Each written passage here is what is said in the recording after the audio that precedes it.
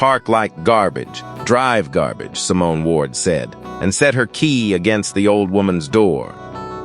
Then she dragged it the whole length of the car, slowly, so the sound would come through on the video. She filmed every second of it with her other hand, grinning into the lens like a woman who had just won something. 11 months later, in a lot exactly like this one, she would be the one begging a stranger for a minute. 12 minutes earlier, she had come around the corner of that lot already angry about something else entirely. Simone Ward managed 9 buildings in Bell Harbor, and she had her name stamped on a brass plate in that lot. She paid the county $400 a month for 18 feet of asphalt, and she never let anyone forget it. Sitting in her spot that morning was a rust-brown station wagon from about 1998, parked crooked, one hubcap gone. On the dashboard, someone had left a folded index card, hand-lettered in careful blue pen. The card said back in 10 minutes, and under that, one more word, sorry. 10 minutes, Simone read out loud to her phone camera, in the voice she saved for open houses. Sorry doesn't get you a spot, honey. And neither does whatever this thing is supposed to be.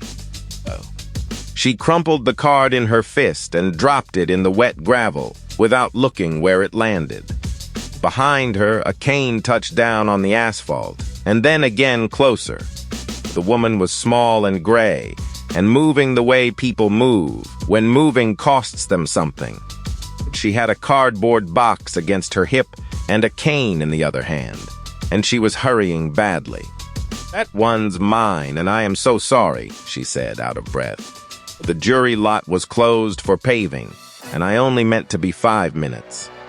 Simone did not turn all the way around, which was its own kind of answer. But there is a plate on the ground with my name on it, she said. Can you read? Or is that also something we're doing this morning? Please, just give me a minute, the old woman said, and shifted the box higher on her hip. A minute, Simone repeated, like the word was something stuck to her shoe. Lady, you've had 70 years, and you're still standing in somebody else's way. The old woman flinched, and the box went sideways out of her arms. 40 folders hit the gravel and fanned out around both their shoes, going gray at the edges. Simone stepped over the mess, and then, because it was faster, straight through it. And one folder stayed under her heel for 4 full seconds, and the name on the tab was her own. She never once looked down, because there was nothing down there she believed could matter. But the old woman looked, and something in her face went very quiet.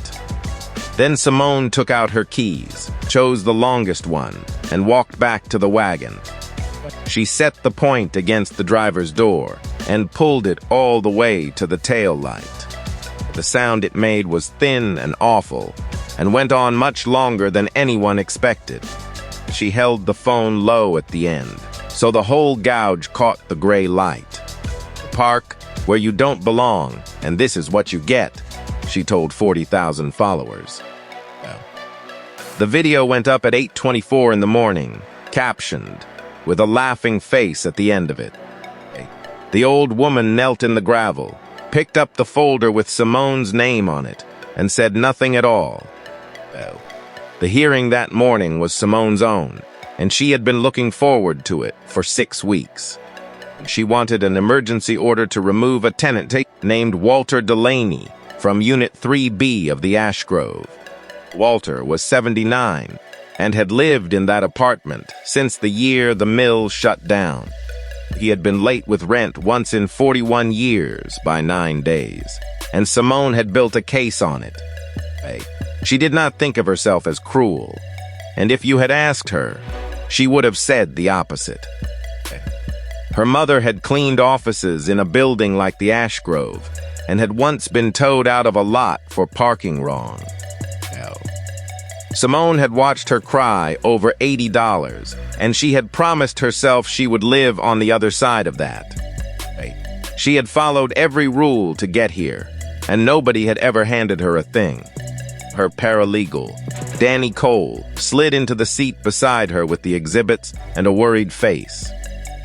"Just so you know, Judge Pace reads everything twice," he said, keeping his voice down. "She's been on that bench 31 years, and she does not like the word emergency." Simone was not listening, because her phone was doing something it had never done before. The video had 11,000 views in 16 minutes, and the number kept moving while she watched it. Walter had come on the bus that morning, because his lawyer was a volunteer who could only do Thursdays. Simone glanced at him once. The way you check the weather for a city you don't live in. At 9 o'clock exactly, the door behind the bench opened, and the bailiff told the room to rise.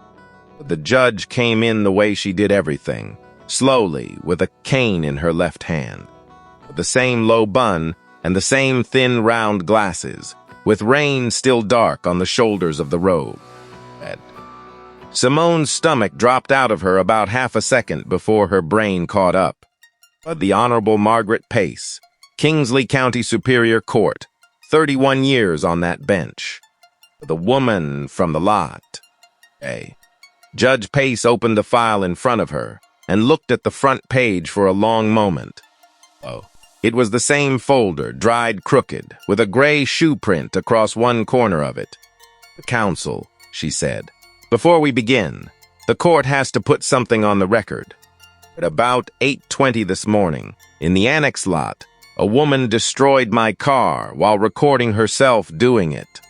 That woman is the petitioner in this matter, and she is sitting at the table in front of me." Nobody moved, and the court reporter's hands stayed exactly where they were. Simone half stood and heard herself say that there had been a misunderstanding. "It was not," Judge Pace said, without any particular heat in it. "I am the victim of a crime committed by a party appearing before me, so I cannot hear this case. I am recusing myself. And I am saying the reason out loud, because the record is not allowed to be polite." And she closed the file, and the sound of it was very small in a very quiet room. Walter Delaney sat in the second row with his receipts in his lap and did not understand yet what had just happened to him. Out in the hallway at 9:11, Simone deleted the video and told Danny it was handled. By then, 11,000 people had already saved their own copy of it. By Thursday, Simone had decided she was going to be fine. But the case was reassigned to a judge, 2 floors down, who had never heard any of it. Grant Whitmore, who owned the Ash Grove and 4 other buildings she ran, called it a bad week. Nobody remembers anything past a weekend, he told her, and picked up the check for both of them. The video was off her account, and her lawyer had the vandalism charge down to a citation. The Ash Grove filing was still alive, and a new judge would sign it without ever knowing why it moved. On Friday, she had the brass plate in the annex lot polished because it had gotten scuffed somehow. For 4 good days, Simone believed she had come out the other side of it. What she did not know is that a recusal has to be written down, and written down means public. A courthouse reporter in Belle Harbor pulls the daily orders every morning, the way she has for 19 years. She found a paragraph in Judge Pace's own words describing a property manager keying her car and filming it. The story ran Sunday with the transcript printed in a gray box, and by Monday the clip was back up in 9 places. The state licensing board does not need a conviction to open a file, only a reason to look. They looked. And then they looked at the other 4 buildings. Somewhere in that stack was a complaint from Unit 3B, filed in November, that Simone had marked resolved without ever going upstairs. It had been sitting in a drawer for 4 months, waiting for somebody to have a reason to open the drawer. Grant Whitmore stopped taking her calls in April and had his assistant say he was traveling.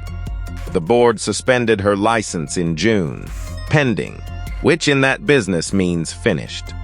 The ash grove sold in August, and the new owners kept every tenant, including the one in 3B. In September, a man in a reflective vest came for the white Lexus outside her apartment. Simone came out with her coffee and stood on the step and watched him hook the front wheels up. "Please, just give me a minute," she said. She heard the words come out of her mouth and did not recognize them until they were already in the air. The man said he was sorry, and that a minute was not his to give her. Her mother had stood in a lot like this, once crying over $80, and Simone had spent 20 years becoming the man with the hook. Across the street, a kid had his phone up, holding it steady the way you do when you know what you have. That one went up as well, with a caption, and it did better numbers than hers ever had. The vandalism case was heard in October in a smaller courtroom on the second floor. Judge Pace came as a witness, in a brown coat instead of a robe, with the same cane. The prosecutor asked her what she wanted the court to do about restitution. Everyone in that room expected the old woman to take her pound of flesh and leaned forward a little. "I would ask the court for the minimum," she said, folding her hands on the rail. "I have been late before, and once a stranger gave me the minute I needed. I would not be much of a judge if I only remembered that when it suited me." Simone paid for a 1998 station wagon door and did 90 hours of service at a food pantry on 3rd. For 11 months, she had looked for somebody to blame, and every time the answer was her own hand holding a phone. The following March, Simone drove to the ash grove to hand over the last set of keys. And she drove a rust-brown station wagon now, a 2001, with a bad hubcap and a smell she could not get out of it. It was the same color as the one in the lot, which she had not done on purpose and could not stop seeing. The visitor space was tight and she was blocking half the walk, and she had a heavy box to carry in. So she tore a corner off an envelope, wrote on it, and pressed it under the wiper. "Back in 10 minutes," it said, and under that, one more word. Walter Delaney was on the front steps with his coffee, 80 now, and he knew exactly who she was. He watched her come up the walk with the box, and with the bad knee she had picked up somewhere that year. "Take your time," he said, and moved his cane over so she could get past him. Simone stood in the doorway of a building that used to be hers and could not make any words come. Walter went back to his coffee, because at 80 you do not make people explain themselves. A minute is the cheapest thing anybody owns, right up until it is the only thing you are asking for. Walter never learned that the complaint he filed in November was the paper that finished her, and nobody ever told him. On her way out, she stopped and straightened the note under the wiper, which had gone crooked in the wind. Subscribe to Karma Tales, and tell me below whether you would have given her that minute when it still cost you nothing.